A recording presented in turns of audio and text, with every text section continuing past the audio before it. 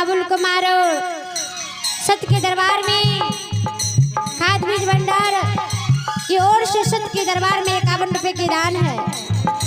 उन बच्चों की गुरु के शरण चरणों से शुभ आशीर्वाद हो, जीवन मंगल में हो, माता पिता की सेवा करें।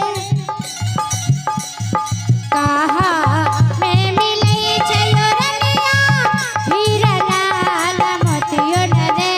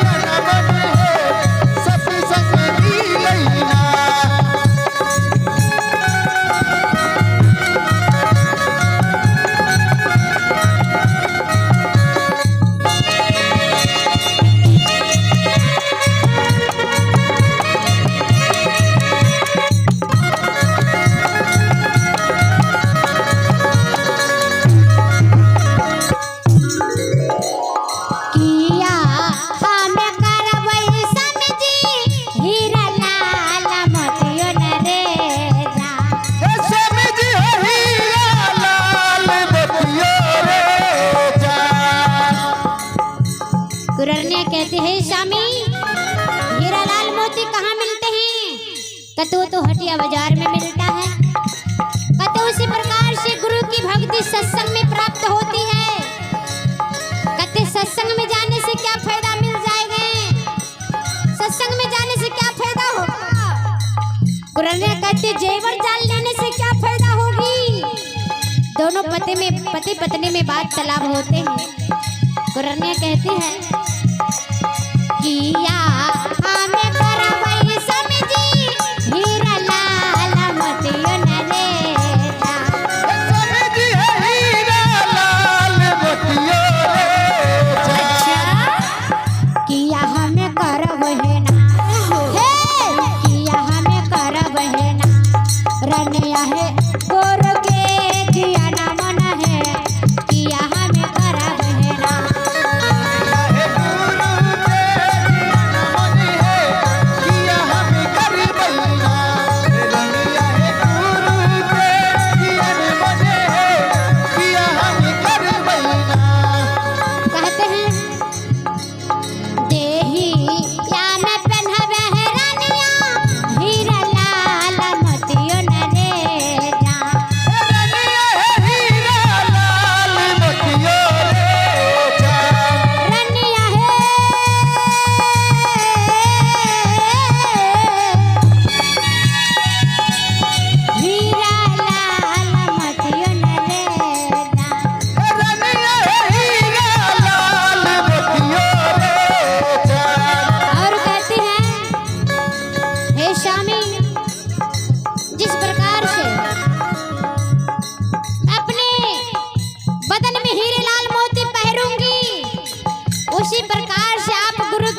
भक्ति हृदय में रखिएगा। हृदय में रखी है ना, हृदय में रखी है ना, स्वामी जी हो गुरु के ज्ञान बना है, हृदय में रखी है।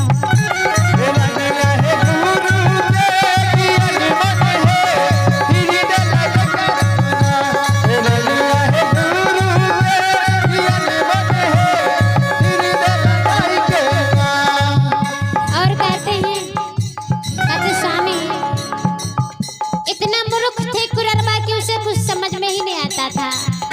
कहते हैं कुररिया, गुरु की भक्ति हृदय में रखने से क्या फायदा हो सकता है? कुररने कहते स्वामी जेवर जार पहनने से क्या फायदा मिलेगी? कुररबा कहते हैं अगर जेवर पहनोगी ना देखने में अधिक सुंदर लगोगी। कुररने कहते स्वामी उसी प्रकार से गुरु की भक्ति हृदय में रखिएगा, जिंदगी में कभी भी काम आएगा। देही या मैं सब तारनिया, हीरा लाल मोतियो न रे।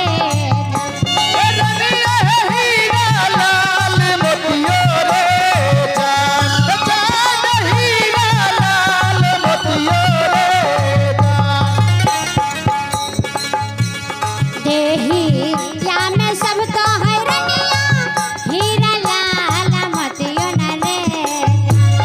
जान रे हीरा लाल मोतियो न रे।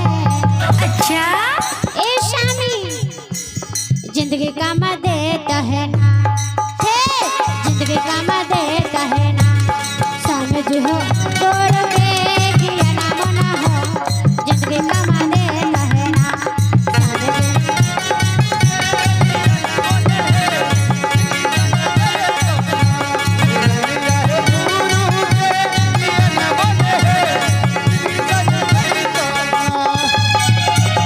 कहते स्वामी बदन में तो हो जेवर गहना अवश्य शोभेंगे, लेकिन काश आप ये नहीं जान रहे हैं अगर विशेष धन हो जाए तो भाई भाई में बंटवारा हो जाता है।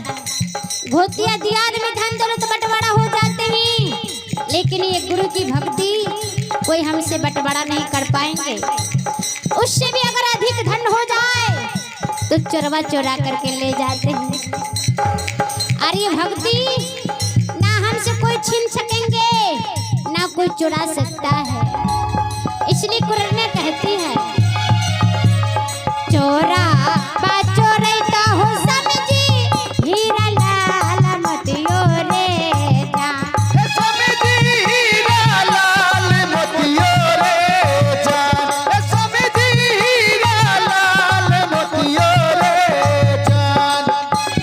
चोरा बा चोरैता हो समझी, हीरा लाल मोतियो रे जा। जान रे हीरा लाल मोतियो रे जा। संग हो जाए तो होना, हे साथ हो जाए तो होना, समझ हो गुरु के ज्ञान मोह, साथ हो जाए तो होना, समझ हो गुरु के ज्ञान मन है, साथ हो जाए। प्रेम से बोले धारा धाम की।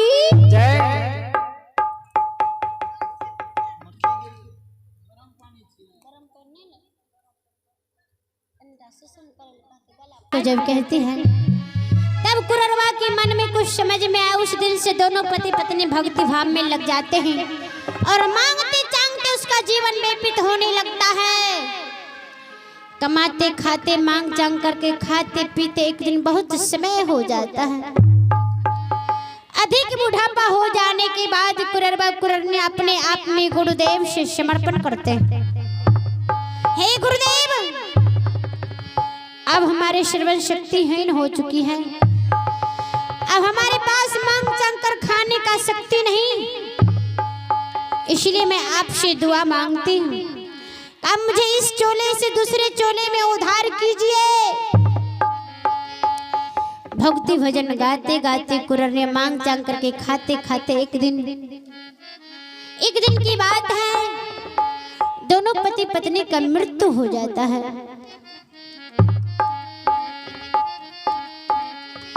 मृत्यु हो जाते हैं। एक उत्देश राजा में, राजा को आधा उम्र आ चुका था, लेकिन एक भी संतान की प्राप्ति नहीं थी। बाबा ने उसे वरदान दिया था, अगले जन्म में बड़े घर का सुपुत्री कहलाओगी। जैसे ही कुर्रा की मृत्यु हो जाती है, उसकी आत्मा जा करके राजमहल में महारानी की गर्भ से समा जाती है। बड़े राज्य में महारानी गर्भवती हो जाती है। सिपाही कहते हैं, सिपाही जा करके जल्दी से महाराज को सूचना दो कि महारानी की तबीयत ठीक नहीं। महाराज जंगल से शिकार खेल करके आते हैं। कुरनिया सुसक सुसक करके इसके बीच में महारानी रो रही थी अपने राजभवन में।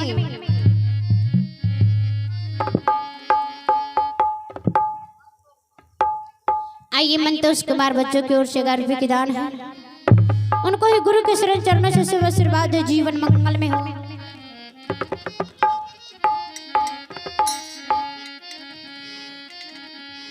इस बात को कह करके महारानी रो रही थी। सिपाही से बुलवा करके कहते, सिपाही जल्दी से राजा साहब को बुलाइए, महारानी की तबीयत ठीक नहीं। महारानी रोने लगी और कहती है,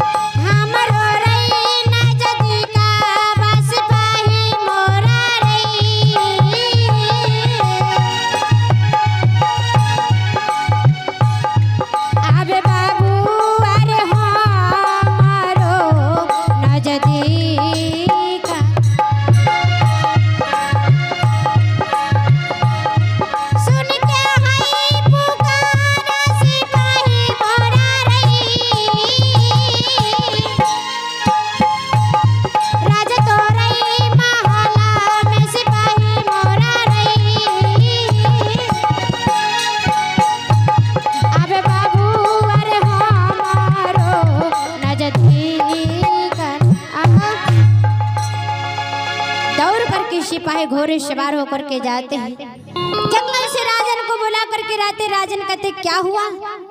कहते, महारानी की तबीयत ठीक नहीं। वैद्य को बुलाते हैं। वैद्य जब महारानी को इलाज करते हैं, वैद्य मुस्कुराने लगते, कहते, हे राजन, बहुत खुशी की बात है, महारानी गर्भ से है। आज आपके राजभवन में बच्चों की ललकारी गूंजेगी। आपका जीवन तो धन्य हो गया राजन। इस बात से दोनों पति पत्नी अति उत्तम खुश हो गए।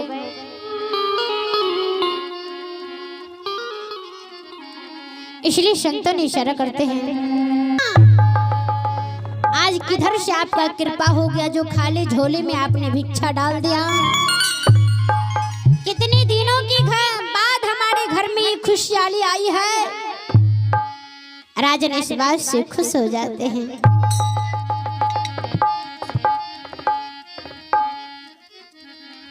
कहते हैं, भैया करेला तो गोरो के पुकार, भैया करेला तो गोरो के पुकार, ये ज्ञान बस अधूरे बने।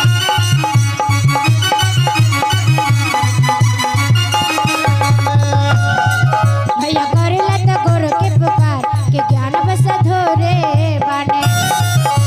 करेला तो गुरु के पुकार, कर भैया अधूरे बने।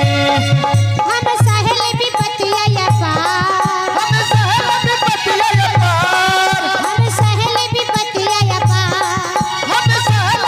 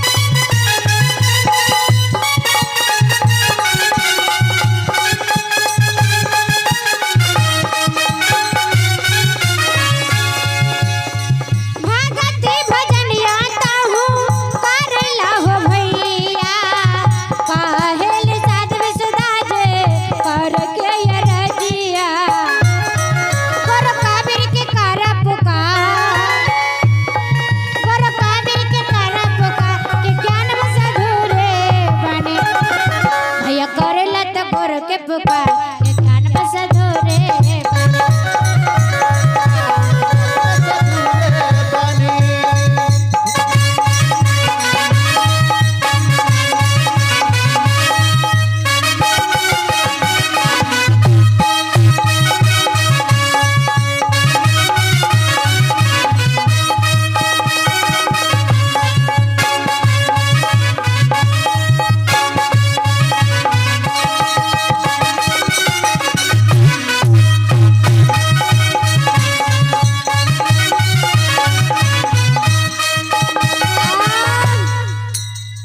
कते भैया करेला तो गुरु के पुकार के ज्ञान बस अधूरे बानी। हम सहेली भी पति या पार के ज्ञान बस अधूरे बानी। आइए शीतल यादव के सुपुत्र अमरजीत कुमार सत के दरबार में 51 रुपए की दान है। उनको भी गुरु के शरण चरणों से सब आशीर्वाद हो, जीवन मंगल में हो। प्रेम से बोले धारा धाम की जब इस बात को कहते हैं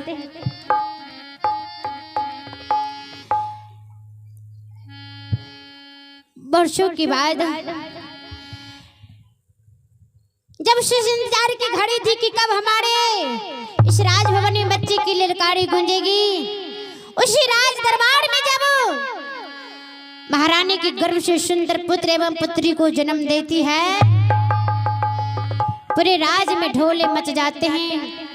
दूर दूर से लोग आते हैं, सखी सहेली सब झूमते हुए मंगल भजन गाते हुए चले आते हैं राज के दरबार में। कहते आज हमारे राजन की जिंदगी धन्य हो गए, आज हमारे राजन को भगवान खुशी, पूरे परिवार में खुशी से झूम उठ गए हैं। भगवान स्वयं कृपा किया है।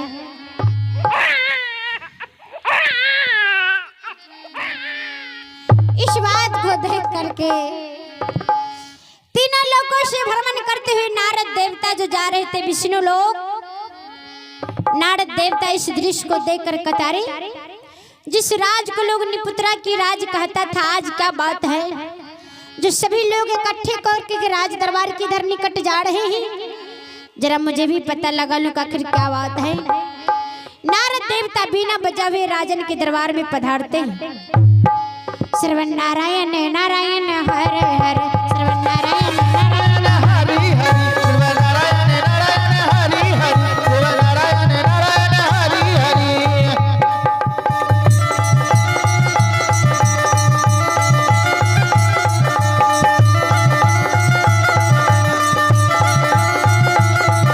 श्रवण नारायण नारायण हरि हरि, श्रवण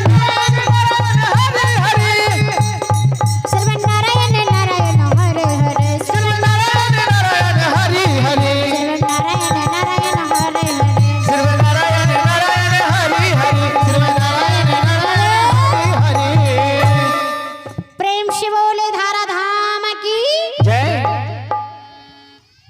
जब आते हैं नारद देवता, राजन देखकर कहते उत्तम खुश हो जाते, कहते आज मेरा अभो भाग्य है जो नारद भगवान हमारे दरबार में पधारे।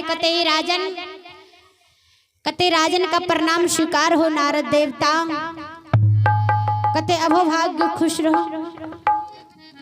कहते क्या बात है जो आज सारे प्रजाजन झूम रहे हैं राजन। कहते हे नारद देवता, आज परमात्मा की कृपा से हमारे घर में पुत्र एवं पुत्री को हमारे महारानी ने जन्म दी है। उन्हीं की खुशी में उत्सव मनाया जा रहा है। आज धन्य भाग है जो आप आ गए हैं। आप हमारे पुत्र एवं पुत्री को आशीर्वाद देते जाइए।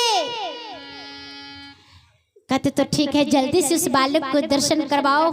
मैं भी ललायत हूँ, वर्षों बाद तुम्हारे घर में एक बच्चे की खुशियां आई है। राजन मुझे भी उस बालक नन्हे मुन्ने भगवान से दर्शन कराओ।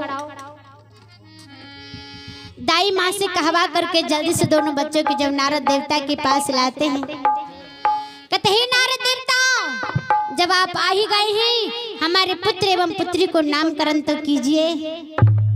नारद देवता जैसे उसे भविष्य एवं मस्तक को देखते हैं, उसके हाथों को देखते कहते हैं राजन, इस बालक को नाम रखने की कोई बात है ही नहीं। कहते ऐसे क्यों कह रहे हैं नारद देवता? कहते इसलिए कि ना इस बालक का नाम जो है स्वयं सतलोक में रहने वाले सतपुरुष ने ही रख रखा है। जन्म लेने से पूर्व इसका नाम रखा गया है। कहते क्या बात कर रहे नारद देवता? जन्म लेने से पहले इसका नाम रखा हुआ था? कहते हाँ। कहते जब इसका नाम पहले से ही रखा हुआ है तो जरा बता दीजिए इसका नाम क्या है? कहते हे राजन, ये बालक कोई साधारण बालक नहीं, ये पुत्री तुम्हारी कोई साधारण बेटी नहीं, संसार में आपका नाम का उज्जवल कर देगी। इसका नाम अखंड एवं अमर हो जाएगा। तुम्हारे पुत्री का स्वयं नाम परमात्मा ने रख चुके हैं। कहते क्या नाम है बेटी का? कहते ये तुम्हारा बेटा एवं बेटी जो है ना, ये प्रतापी है, ये वरदान से आए हैं, इसी पूर्व जन्म का वरदान मिला हुआ है। तुम्हारी बेटी का नाम है इंद्रमती राजकुमारी। कहते मेरा पुत्र को भी तो नाम बताओ। कहते तुम्हारे पुत्र का नाम है चंद्र विजय सिंह राजा। इस नाम को जान करके राजा धन धन हो गए। तो इस प्रकार से रानी इंद्रमती की कथा थी। अगले जन्म में रानी इंद्रमती जात की कुररवा एवं कुररनिया थी, लेकिन अखंड भक्ति करने के कारण इस जन्म में भक्ति के बल से वही कुररवा कुररनिया रानी इंद्रमती बनी। वही इंद्रमती और वही कुररवा का नाम चंद्र विजय सिंह राजा कहलाया। जो गुरुदेव ने श्री कबीर दर्शन दे करके उसे इंद्रमती से कही थी कि इंद्रमती जब तुम दूसरे जन्म में जन्म लोगी, चंद्र विजय सिंह राजा से तुम्हारा मुलाकात लौलन बगीचे में होंगे। तुम अगले जन्म की सारे बात बताना, सारे बात उसे याद आ जाएंगे। इसके बाद तुम राजभवन से तुम्हारा शादी नहीं होगा। उसी पहली बार की मुलाकात में तुम दोनों पति पत्नी का मिलन लोलन बगीचे फूल की बगान में होगा। उसी फूल की बगान में तुम राजन के साथ विवाह कर कर अपने राज दरबार चले जाना। आशीर्वाद अखंड सौभाग्यवती बनने का आशीर्वाद मैं तुम्हें अवश्य दूंगा। ताइए इस प्रकार से रानी इंद्रमती की कथा थी। मैं इस कथा की यही विराम देती हूँ। बहुत लंबी कथा है, क्योंकि रानी इंद्रमती की कबीर देव दर्शन देते हैं दूसरे जन्म में और शादी करवाते हैं। तो मैं इंद्रमती की कथा मैं दूसरे जन्म में ही यहीं से विराम देती हूँ। तो मैं आप लोगों की इस कहानी को इसलिए सुनाई हूँ कि जो सच्चे हृदय से भक्ति करते उसके मन में कोई दुविधा नहीं रहना चाहिए, नीच ऊंच का भेदभाव नहीं करना चाहिए, छोटे और बड़े का श्रितकार नहीं। आप ये नहीं सोचे कि ये छोटे थे हमसे ज्ञानी नहीं, ये नीच कुल का आदमी है, तुम्हें इसे मान एवं कदर नहीं कर सकता, ऐसा नहीं। अपने हृदय में सबको एक समान समझना। जीने का आधार सबका एक समान है, भक्ति की धर्म पर चलने का भी आधार सबका एक समान है। बड़े बड़े लोग नहीं तरे, लेकिन कुररनिया जात हो करके भी अपनी धर्मी के भक्ति का अखंड ज्योत जलाई। इस जन्म में रानी इंद्रमती कहलाई, वही जात की कुररनिया इंद्रमती बनी, जो कि आज इंद्रमती का नाम देखिए पंडित का वेद में भी, रामायण में भी और कबीर का जितना भी भजन है, चाहे कोई सा भी पंथ का, बिना इंद्रमती का एक भी नाम अधूरा होगा। इतना अखंड एवं अमर नाम हो गई कुररनिया की। तो आइए मैं इस कथा को यहीं विराम देती हूँ।